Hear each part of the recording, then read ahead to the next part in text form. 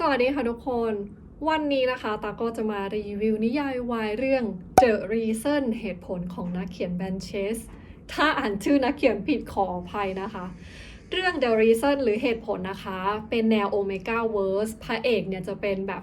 คนเย็นชาแข็งกระด้างนะคะในขณะที่นายเอกจะเป็นแบบคืออ่อนโยนนะคะมีความแบบโกโก้แต่ที่สุดก็คือคลั่งรักมากๆใครสนใจนะคะก็ลองติดตามฟังเรื่องคร่าวๆดังนี้นายเอกของเรานะคะชื่อว่าโรแวนนะคะก็คือเป็นโอเมก้าตอนนี้อายุประมาณ22ปีนะคะโรแวนเนี่ยคือกลัวอัลฟามากๆเพราะว่าแม่ของเขาเนี่ยคือฝังหัวมาตั้งแต่เด็กแล้วว่าอัลฟาเนี่ยเป็นพวกคนไม่ดีหลังจากที่แม่ของโรแวนเสียไปนะคะโรแวนก็ใช้ชีวิตอย่างแบบโดดเดี่ยวนะคะแล้วก็ทำงานหนักอยู่ไปวันหนึ่งต่อมานะคะวันหนึ่งในขณะที่กำลังกลับบ้านนะคะโรแวนก็บังเอิญไปเห็นหน้าพระเอกของเราพอดีโดยพระเอกของเรานะคะก็มีชื่อว่าดีนแค่เห็นดีนครั้งแรกนะคะโรแวนก็รู้สึกว่าตกหลุมรักผู้ชายคนนี้เลยในสายตาของโรแวนนะคะดีนก็คือแบบหล่อมากๆมีเสน่ห์มากๆแรกเริ่มเดิมทีนะคะโรแวนก็คิดว่าเขาคงจะต้องตัดใจจากดีนแล้วนะคะพอเขาได้ยินข่าวมาว่าดีนเนี่ยเป็นทหารที่มีพลังระดับสูงนะคะแล้วก็เป็นคนที่ค่อนข้างที่จะแบบเย็นชาแล้วก็เหี้ยมโหดแต่แล้ววันหนึ่งนะคะในขณะที่นายเอกกำลังกลับบ้านนะคะคือโรแวนเนี่ยก็บังเอิญไปเจอดีนอีกครั้งหนึ่งนะคะและตอนนั้นน่ะโรแวนก็เกิดอาการฮีทขึ้นมาทันทีดีนซึ่งปกติคือแบบไม่สนใจใครๆในโลกนี้เลยไม่รู้ว่าอะไรโดนใจนะคะทำให้ดีนตัดสินใจนะพาโรแวนกลับบ้านของตัวเองพอโรแวนฮีทนะคะแน่นอนว่าสติก็คือแบบหลุดเนาะแล้วก็แบบเข้าไปยั่วพระเอกสุดท้ายคนทั้งคู่ก็แบบมี NC แซบๆกันในคืนนั้นวันต่อมานะคะไม่รู้อะไรโดนใจดีนทำให้ดีนเสนองานเฝ้าบ้านให้กับโรแวนเพราะว่าเขานะคะต้องออกไปปฏิบัติภารกิจที่ต่างประเทศเป็นเวลาไม่รู้ว่ากี่เดือนหรือกี่ปีแน่นอนว่าโรแวนก็คือตอบรับข้อเสนอทันทีแม้ว่าจะไม่รู้ว่าอีกกี่เดือนหรืออีกกี่ปีนะคะเขาถึงจะมีโอกาสได้เจอดีนอีกครั้งหนึ่งและหลังจากนั้นนะคะโรแวนก็คือแบบย้ายเข้ามาอยู่ในบ้านของดีนและก็ดูแลบ้านของดีนเป็นอย่างดีเวลานะคะผ่านไปทั้งหมด4ปีนะคะกว่าที่พระเอกกับนายเอกของเราจะได้เจอกันอีกครั้งหนึ่งพอดีนกลับมาบ้านนะคะคนทั้งคู่ก็มีแบบ NC แซบๆกันและในวันต่อมานะคะนายเอกของเราก็คือแบบรวบรวมความกล้าทั้งหมดนะคะแล้วก็บอกรักกับดีนโรแวนก็คือบอกว่าเขาว่าแบบชอบดีนมากๆนะคะขนาดว่าเขาต้องรอดีนมาเป็นเวลาทั้งหมด4ปีนะคะความรู้สึกของเขาก็คือแบบไม่เปลี่ยนไปเลยพระเอกของเราก็คือแบบนิ่งทุกคนคือไม่ได้พูดตอบรับหรือปฏิเสธคำบอกรักของนายเอกแต่ถ้าคนรอบข้างที่รู้จักดีนนะคะมาเห็นก็คือต้องรู้ว่าดีนคือแอบสนใจโรแวนมากกว่าคนอื่นๆทั้งหมดทีนี้นะคะไม่กี่วันต่อมานะคะระหว่างที่ดีนก็คือแบบออกไปทำงานเนาะคือโรแวนเนี่ยบังเอิญไปช่วยอัลฟาคนหนึ่งนะคะซึ่งชื่อว่าเคี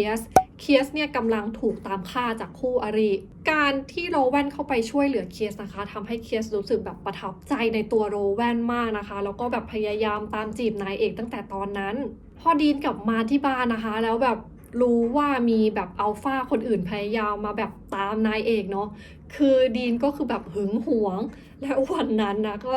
ดีนก็คือแบบปล่อยฟีโรโมนนะคะทำให้แบบโรแวนฮีทนะแล้วก็จบที่แบบ NC แซบๆกันอีกรอบนึงหลายวันต่อมานะคะเคียสก็คือยังพยายามแบบตามจีบนายเอกเรื่อยๆนะคะและเขาก็แบบอาสามาส่งนายเอกที่บ้านซึ่งพอกลับบ้านเนาะดีนก็เห็นแล้วก็แบบไม่พอใจคือพระเอกของเรานะคะก็เลยสั่งให้นายเอกแบบเขียนแบบเหมือนรายงานความประพฤติแบบให้แบบสำนึกผิดว่าตัวเองทำอะไรมา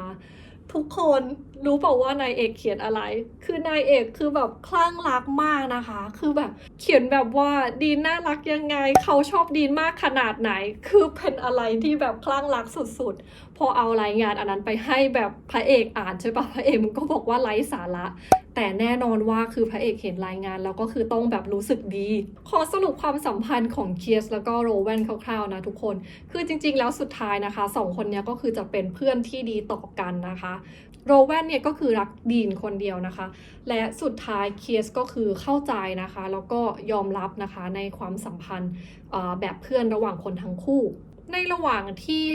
ดีนและก็โรแวนอยู่ด้วยกันนะคะก็ความสัมพันธ์ของคนทั้งคู่ก็คือแบบดีขึ้นเรื่อยๆนะคะถึงแม้ว่าภายนอกดีนจะดูเป็นแบบผู้ชายเย็นชานะคะแต่จริงๆก็คือมีความใส่ใจในตัวนายเอกแบบสุดๆคือดีนนะคะพยายามทำทุกอย่างเพื่อให้แน่ใจว่าโรแวนก็คือแบบใช้ชีวิตอยู่แบบอยู่อย่างสุขสบายนะคะแล้วก็มีความสุขไม่กี่วันต่อมานะคะดีนก็คือต้องออกไปปฏิบัติภารกิจเนาะและในระหว่างนั้นนะคะโรแวนก็มารู้ว่าตัวเองแบบท้องนะคะคือโรแวนก็ดีใจและในเวลาต่อมานะดีนก็ทราบข่าวนั้นเหมือนกันพอทราบข่าวนะคะดีนก็ไปหาคนมาอยู่เป็นเพื่อนนายเอกนะเพื่อให้แน่ใจว่าเฮ้ยนายเอกอยู่อย่างแบบปลอดภัยนะคะแล้วก็ไม่เหงาแล้วพอดีนกลับมาหลังจากปฏิบัติภารกิจเนาะดีนก็กลับมาดูแลนายเอกเป็นอย่างดีนะคะมันจะมีฉากแบบว่าดีนโทรกลับไปหาที่บ้านนะคะถามแบบแม่ของเขาว่าแบบตอนที่แบบท้องอ่ะกินอะไรแบบเนี้ยคือจริงๆดีนกับแม่ก็คือแบบไม่สนิทกันนะคะการที่แบบดีนโทรหาแม่เป็นอะไรที่แบบ Amazing มากในนิยายนะคะช่วงประมาณนี้นะคะประมาณแบบกลางๆปลายๆเรื่องเนาะมันก็จะมีฉากที่ทำให้เห็นว่าพระเอกนายเอกแบบหึงหวงกันนะคะมีทะเลาะกันบ้างแต่ก็ไม่ได้มีอะไรที่แบบหนักหนาคือมันจะเป็นฉากที่ทำให้เราเห็นว่าถึงแม้ว่าดีนจะดูเป็นผู้ชายแบบเย็นชาแล้วก็แบบไม่สนใจอะไรเลยนะคะแต่ว่าจริงๆแล้วดีนก็คือแบบสนใจโรแวนแบบสุดๆให้ความสำคัญกับนายเอกแบบมากๆคืนนึงนะคะดีนก็คือบอกว่าเขาต้องออกไปปฏิบัติภารกิจนะคะแล้วก็ไม่รู้ว่าจะได้กลับมาอีกทีเมื่อไหร่นะคะแต่เขาก็คือสัญญาว่าเขาจะพยายามกลับมาให้ทันก่อนที่ลูกจะคลอดนะคะเอาเป็นว่านะคะเวลาก็ผ่านไปนะคะจนกระทั่งดีนก็คือกลับมาบ้านนายเอกนะคะหรือโรแวนก็คือแบบคิดถึงพระเอกมากๆและในตอนนั้นนะคะนายเอกก็คือแบบเอ่ยปากนะคะบอกรักดีนนะคะแล้วก็ขอพระเอกแต่งงานแต่พระเอกก็คือได้ฟังแล้วก็แบบไม่ได้พูดอะไรนะคะแต่จริงๆในหัวเหมือนกำลังแบบคิดทบทวนความรู้สึกของตัวเองอยู่ทีนี้เวลาก็ผ่านไปนะคะจนกระทั่งถึงฤดูหนาวนะคะในคืนหนึ่งซึ่งเป็นคืนที่แบบดีนก็คือแบบไปทำงานอีกและในคืนนั้นนะคะเป็นคืนที่โรแวนแบบต้องคลอดก่อนกำหนดคือหมอทุกคนที่อยู่ในห้องผ่าตัดก็รู้สึกแบบเครียดกับสถานการณ์ตรงหน้ามากๆนะคะเพราะว่าลูกของโรแวนเนี่ยเป็นอัลฟาที่มีพลังสูงนะคะแล้วก็กำลังทำให้โรแวนเนี่ยเสี่ยงที่จะเสียชีวิตในขณะที่ทุกคนแบบกำลังสับสนอยู่อยู่นะคะแบบดีนก็ปรากฏตัวในห้องคลอดใช่ปะแล้วก็ใช้พลังของตัวเองนะคะทำให้เด็กแบบสงบลงนะคะแล้วก็คือทำให้การคลอดผ่านไปได้ด้วยดีและในวันนั้นนะคะคือดีนตัดสินใจทำพันธะกับนายเอกนะคะโดยการแบบเข้าไปกัดหลังคอนายเอกใช่ปะแต่ทีนี้ก็คือแบบกัดแรงมากหลังคอนายเอกแบบเกือบจะหลุดขาดคือหมอในห้องผ่าตัดทุกคนก็คือแบบตกใจไปหมดนะคะว่าเฮ้ยทำไมต้องกัดกันรุนแรงขนาดนี้แต่เอาเป็นว่านะคะทั้งการทำพันธะแล้วก็การคลอดก็คือแบบผ่านไปได้ด้วยดีเนาะแล้วสุดท้ายหลังจากคืนนั้นน่ะดีนก็คือแบบกลับไปปฏิบัติภารกิจอีกเป็นเวลาทั้งหมด1 เดือนคือโดยสรุปในวันนั้นนะคะดีนก็คือทำตามสัญญาที่ให้ไว้กับโรแวนว่าเขาจะต้องกลับมาตอนที่นายเอกคลอดลูกให้ได้เอาเป็นว่านะคะหลังจากปฏิบัติภารกิจเสร็จแล้วดีนก็คือได้กลับมาที่บ้านนะคะทั้งดีนและโรแวนนะคะก็คือแบบจดทะเบียนแต่งงานกันนะคะแล้วก็อยู่ด้วยกันอย่างมีความสุขนิยายเรื่องนี้นะคะก็คือมีตอนพิเศษนะคะซึ่งตอนพิเศษแบบน่ารักมากคือในตอนพิเศษเนี่ยจะพูดถึงลูกของโรแวนกับดีนนะคะที่ชื่อว่าดาเร